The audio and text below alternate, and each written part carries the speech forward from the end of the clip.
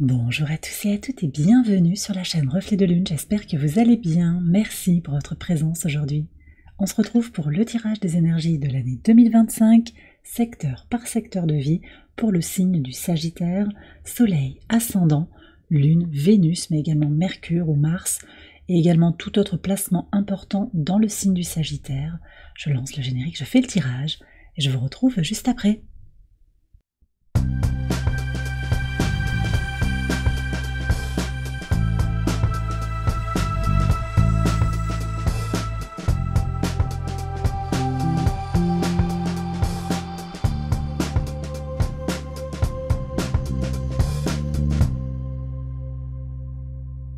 Alors on y va les Sagittaires pour les interprétations. Dans votre maison 1, vous avez l'arcane du magicien. La maison 1 nous parle de votre vitalité, de votre état d'esprit pour cette année 2025. Une envie d'avancer, de redémarrer peut-être, d'explorer les potentialités de certaines situations, vos potentialités intérieures, peut-être de nouvelles formations qui ont besoin de prendre corps, de nouveaux projets qui ont besoin de s'exprimer, ou vous avez peut-être envie de donner un second souffle aussi à des choses qui étaient dans les cartons.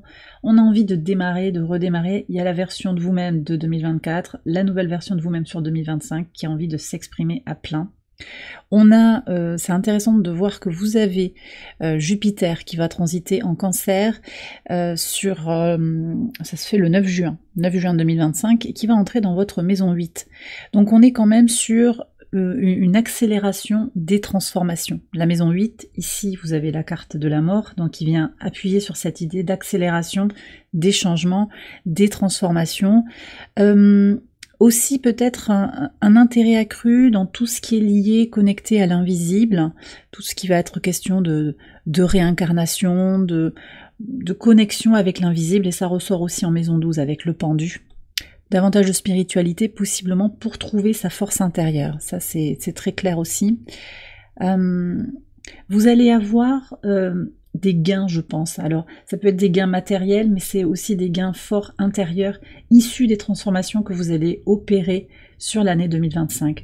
Donc, le message que j'ai déjà avec cette carte de la mort aussi en maison 8, c'est qu'il va être intéressant de ne pas résister aux choses qui se transforment dans votre vie, d'accepter le processus alchimique, possiblement processus alchimique de transformation dans votre rapport aux autres, et aussi dans votre rapport à la famille, dans votre rapport à vous-même, votre base, vos fondations. On voit avec le jugement ici en maison 4. Je vais détailler tout ça. D'abord, je vais revenir sur la maison 2. La maison 2 qui nous parle de vos ressources, qu'elles soient matérielles ou immatérielles. Ça peut être l'argent, ça peut être aussi votre corporalité, votre disponibilité émotionnelle, psychique. C'est tous les outils finalement que vous avez à votre disposition pour jaillir dans le monde. Et vous avez la carte du diable. Donc cette carte du diable en maison 2, elle annonce, alors pour certains, des profits, possiblement des profits quand même. Alors des profits, peut-être un héritage. Il peut y avoir quelque chose lié à une transmission, un héritage matériel. Et là, il y a transmission de biens immobiliers, d'argent. Il peut y avoir quelque chose comme ça, un don qui est fait, physique, très concret, très matériel.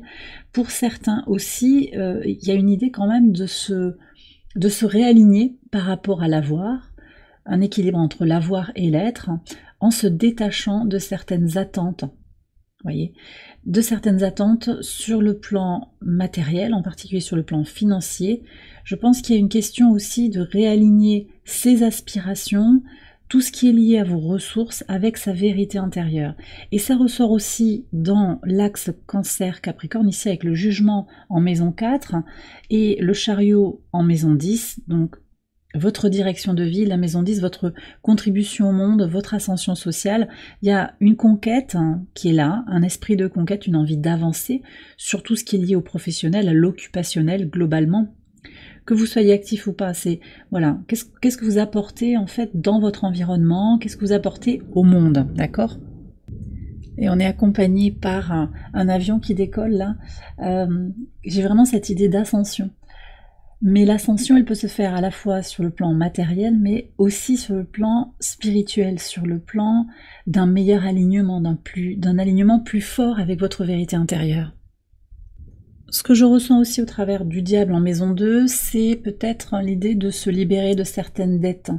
On apure les comptes, on dépense son argent différemment. Et d'ailleurs, sur le quotidien, on voit qu'il y a des choses qui vont changer avec la tour en maison 6. On arrête peut-être des dépenses qui étaient inutiles, ou voilà, parfois on a des abonnements qui sont pas, finalement, qui sont plus utiles. On revoit ses contrats d'assurance, il peut y avoir des choses comme ça, pour, sur le plan très concret, économiser de l'argent, reconsidérer un petit peu comment on dépense l'argent, à quoi ça sert. Il y a ça, mais il y a aussi l'idée de se détoxifier sur le plan de ses ressources, des relations qui vous tirent vers le bas. Et là aussi, ça ressort très clairement avec la Lune en maison 3 qui nous parle de l'entourage proche, la tempérance en maison 7, on est sur la vie extérieure à vous-même. On a aussi l'ermite en maison 5 sur l'épanouissement personnel, le rapport à son enfant intérieur. Il y a quelque chose qui doit être réfléchi sur cette année 2025 dans le rapport à l'autre. Peut-être plus de modération, je sens qu'il y a ça. Ne pas finalement se connecter à des gens à tout prix, pour ne pas être seul peut-être, pour se conformer aussi. Chercher à se conformer pour être accepté. Il y a vraiment quelque chose ici qui est un peu mis à l'épreuve, mais qui va être fort libérateur en fait. Voilà. D'accord, donc purification sur tout ce qui est lié à vos ressources pour avoir davantage de force, pour vous sentir plus aligné. Et la force, on la retrouve en maison 9, j'en ai un petit peu parlé. Vos valeurs sont peut-être mises à l'épreuve aussi sur cette année 2025, et vous allez vous montrer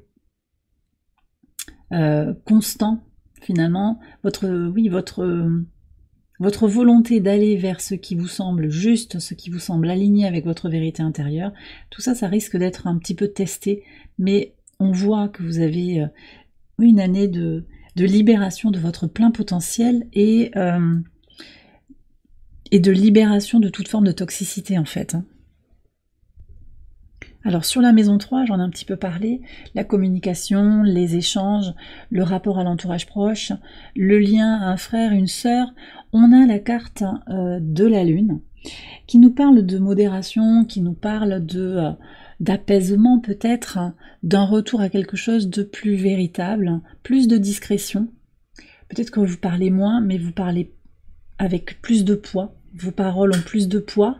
Il y a quelque chose qui peut être comme ça... adouci, je pense. On revient à certains fondamentaux. En particulier, avec un frère, une sœur, il peut y avoir une notion aussi de comprendre ce qui s'est joué profondément. Parce que vous voyez, avec le jugement aussi en maison 4, vous avez une énergie de révélation, de compréhension dans tout ce qui est connecté au rapport à la famille. D'accord, ça c'est important. Et puis c'est vrai que Jupiter, j'en ai parlé en début de vidéo, Jupiter qui entre en Cancer stimule en fait aussi tout ce qui est lié au rapport à la famille, à sa base, à ce qui nous nourrit, parce que le signe du Cancer c'est la maison symbolique ou physique aussi, et c'est surtout voilà, où est-ce que je me sens bien, c'est quoi ma famille, c'est qui constitue ma famille. Voilà, donc je pense aussi que l'expression de vous-même sur cette année 2025, elle sera davantage alignée avec votre vérité intérieure, encore une fois, avec vos valeurs. Donc vous ressentez plus de choses, intuition aussi accrue dans vos relations comme ça avec l'entourage proche, dans votre désir d'expression. Vous en dites moins, mais c'est plus percutant, c'est ça que je ressens. Et pour certains, il s'agira aussi de garder certains secrets sur vos projets. On voit que vous avez l'ermite sur votre créativité, donc discrétion, réflexion intérieure, il peut y avoir quelque chose comme ça. Ça ne vous empêche pas de laisser s'exprimer tout votre potentiel, mais peut-être de façon un petit peu plus ciblée, on me dit. Voilà, ciblée. Il y a des personnes qui n'auront pas besoin d'être au courant de vos projets, et c'est ok comme ça. Sur la maison 4, donc, c'est la maison qui nous parle de vos fondations, de vos racines.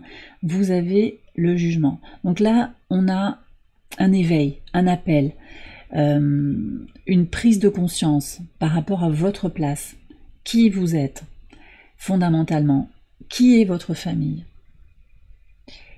Il y a aussi des libérations, on le voit avec la carte de la mort en maison 8, des libérations sur peut-être un rapport toxique à la famille, des choses qui vous ont tiré vers le bas, des blessures qui n'ont pas encore été transmutées, qui continuent, parce que c'est un processus long dont je parle depuis plusieurs mois maintenant, processus long qui suit son cours, de nouvelles étapes franchies dans les libérations par rapport à tout ce qui vous constitue et comment vous trouvez votre vérité, votre alignement intérieur, en dehors de toute considération de peut-être d'un parent qui vous a dit que c'était ça la réussite.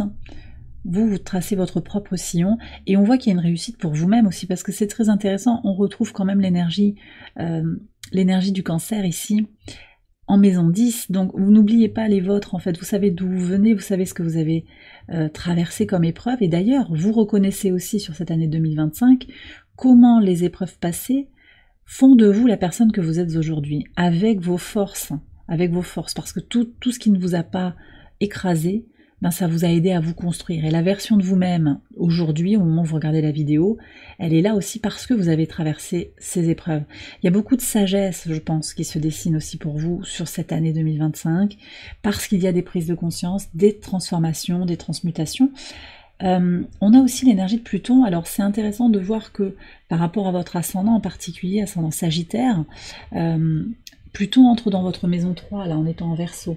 On est sur des changements radicaux et il peut y avoir vraiment une redéfinition de l'expression de soi, de comment les mots que j'emploie pour moi, les mots que j'emploie pour les autres, comment je partage ma vision de la vie, comment je m'exprime, comment je transmets aussi.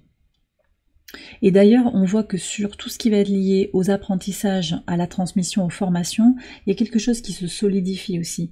Mais encore une fois, vous serez peut-être testé, parce que la Lune et la Force nous indiquent qu'il peut y avoir comme une épreuve.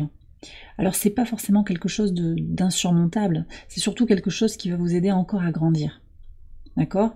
Peut-être une remise en question, qui vous demande simplement d'aller confirmer que vous êtes dans ce qui est aligné avec votre vision de la vie, vos valeurs, votre rapport peut-être à la spiritualité, à la foi aussi pour certains d'entre vous.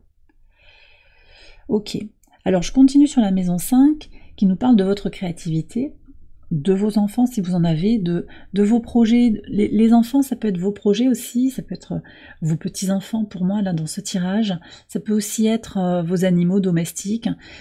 Il y a quelque chose qui est intime. Vous voyez, une compréhension plus nuancée en fait de votre processus créatif, si vous êtes artiste en particulier, mais aussi du rapport à vos projets, à vos bébés, à vos enfants. C'est directement lié à l'enfant intérieur pour moi, parce qu'il y a un processus de guérison encore de l'enfant intérieur qui se poursuit par le biais. Alors j'ai le médecin ici avec l'ermite, vous pouvez faire appel à quelqu'un de savant, quelqu'un qui a un rapport au corps, peut-être un médecin, peut-être, alors on peut avoir toute forme de thérapeute, mais vous pouvez aussi être votre médecin intérieur, d'accord ? Ça peut être vous aussi qui guérissez par une auto-analyse pour chercher cet épanouissement personnel en comprenant qui vous êtes, en vous connectant aussi à tout ce qui est joie, tout ce qui est... en reconnaissant en fait tout ce qui est abondant dans votre vie. Donc prise de recul, je pense aussi sur les épreuves, sur peut-être moins, encore une fois on me redonne ce message-là, c'est moins de monde, mais des rapports plus qualitatifs en fait. Il y a aussi ça, dans moins d'intensité finalement, moins de grands plaisirs, des choses super intenses, des choses risquées aussi, je vois ça. Ça on enlève un petit peu de sa vie pour aller vers des choses plus apaisées, plus calmes, et surtout très en phase avec qui vous êtes, donc bien-être. Je sens des corps qui se détendent en fait, un mental qui se libère. Alors c'est intéressant aussi de voir que sur cette année 2025, on va avoir un transit des nœuds lunaires, justement dans le signe de la Vierge, le nœud sud qui entre en Vierge, qui va aider à se libérer d'un besoin de perfection, un besoin d'avoir le dernier mot, d'avoir raison, un besoin aussi peut-être de suranalyser certaines situations. Donc le mental est libéré, et ça correspond aussi à la Lune qui indique... Alors elle peut marquer un petit peu d'anxiété, mais ça va se transformer de toute façon. Surtout ce que je ressens, c'est une connexion à son intuition, donc un rapport plus intuitif à soi-même et aux autres. C'est ça qui ressort en fait dans votre tirage. Sur la maison 6, donc la maison du quotidien, le travail, l'organisation, la routine, le rapport à son bien-être, à sa santé, il y a des ruptures, des changements. On change un petit peu de paradigme, on change de discussion, on lâche quelque chose qui avait cours peut-être sur 2024 et avant, on arrête de faire quelque chose. Alors possiblement c'est votre activité professionnelle, votre travail, votre occupation qui se transforme pour prendre un bel élan. Hein. Il y a de la réussite, hein, il y a du succès ici dans ce que vous entreprenez, mais on lâche quelque chose. Voilà, des aspirations peut-être passées, une façon de s'organiser, un rythme aussi peut-être qui n'était pas toujours très équilibré. On voit qu'avec le diable en maison 2, les ressources, on a besoin de les préserver, de faire ce qu'il y a à faire. Donc peut-être ça va être de savoir dire non à certaines invitations, de savoir refuser certaines tentations, entre guillemets. Voilà, il y a un changement radical en fait, voilà, qui sort comme ça sur le quotidien. La façon de prendre soin de soi, encore une fois. J'ai des gens qui sortent de l'inactivité aussi, vous voyez, ou qui arrêtent de consommer certaines substances, certains aliments aussi. Peut-être, on me donne l'intolérance au gluten, par exemple, vous allez vous diriger vers un régime où vous allez vous préserver par rapport au gluten. Il peut y avoir quelque chose comme ça. C'est pas un conseil médical, vous prenez si ça vous parle là, mais il y a un changement radical, on me le redonne très clairement. Le changement, il apparaît aussi dans le rapport à l'autre, hein, la vie extérieure à vous-même, la manière que vous aurez de vous associer, de tisser des partenariats, ça peut nous parler aussi de la vie de couple. Alors, on fera les tirages sentimentaux hein, sur l'année 2025, bien sûr, mois par mois. Je vois que sur la vie de couple, la vie sentimentale, il y a quelque chose qui est plus calme, apaisé. Donc s'il y a des tensions, vous êtes en couple, il y a des tensions, ça va s'apaiser. Il y a plus de réflexion, plus de compromis peut-être, hein, une écoute mutuelle plus intéressante, mais une écoute de vous-même aussi. Il y a ça, et puis un rapport, encore une fois, beaucoup plus aligné en fait à qui vous êtes, dans les échanges avec les autres, dans votre manière de vous engager. Donc vous ne vous lancez pas dans des combats épiques, on me dit, voilà, de grands combats, c'est pas grave. Il y a de l'ambition, il y a un esprit de conquête, mais les choses sont pondérées.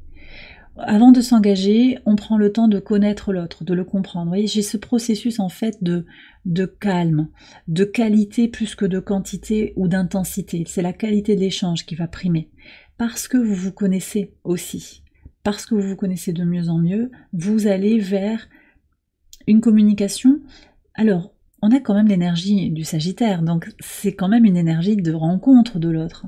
Il y a de nouvelles rencontres, mais elles sont davantage alignées avec qui vous êtes fondamentalement. C'est ça qui ressort très clairement. Sur la maison 8, la mort, dont je vous l'ai dit, ne résistez pas aux changements qui s'opèrent sur cette année 2025. Il y a un avant et un après, et vous êtes en train d'avancer. La roue tourne, les choses avancent. Tout est sur des rails, oui, mais sans que vous ayez forcément la maîtrise complète de ce qui va se passer, hein, ça c'est clair aussi. C'est surtout un état d'être en fait, de résilience, de lâcher prise qui est appelé ici, d'accord, qui passe aussi par une reconnaissance de sa part d'ombre, la reconnaissance des transformations, des libérations qui sont nécessaires en vous, transmutation, j'en ai parlé, de l'enfant intérieur, par une redécouverte de soi en fait, pour s'approcher au plus près de sa vérité intérieure. Et ça ressort, ça rejaillit dans tout le tirage. Sur la maison 9, donc avec la force, je vous ai dit, on est sur des voyages qui vont vous éclairer, voyages initiatiques. Ça peut être un voyage physique, ça peut aussi être un voyage intérieur, avec tous les messages là indiquent aussi ce voyage intérieur qui vous renforce de l'intérieur. Votre détermination aussi à tenir bon, à tenir le cap sur vos valeurs, va être un peu testée aussi sur cette année 2025. Il y a un klaxon dehors qui confirme ça, donc il peut y avoir des petits moments d'agacement aussi par rapport à ce que vous voyez dans le monde, ce que vous voyez autour de vous, mais voilà, avec force, avec persévérance, avec beaucoup de sérénité aussi, une confiance en soi accrue, vous allez pouvoir imprimer quelque chose en fait dans dans votre entourage, dans votre environnement. Et puis, vous avez peut-être des choses à transmettre aussi. Vous êtes un guide, hein. Ça ressort, j'en ai pas encore parlé, mais vous guidez possiblement une communauté, un groupe, hein, des équipes, hein. On peut être sur un entrepreneuriat, vous êtes peut-être salarié dans une entreprise, vous avez des responsabilités de cadre aussi pour guider, pour coacher. Peut-être que vous êtes en libéral aussi. Il y a vraiment cette idée d'accompagner les gens, et à la fois pour vous-même, mais aussi pour le collectif, avec l'étoile dans la maison 11 qui nous parle du rapport à la communauté.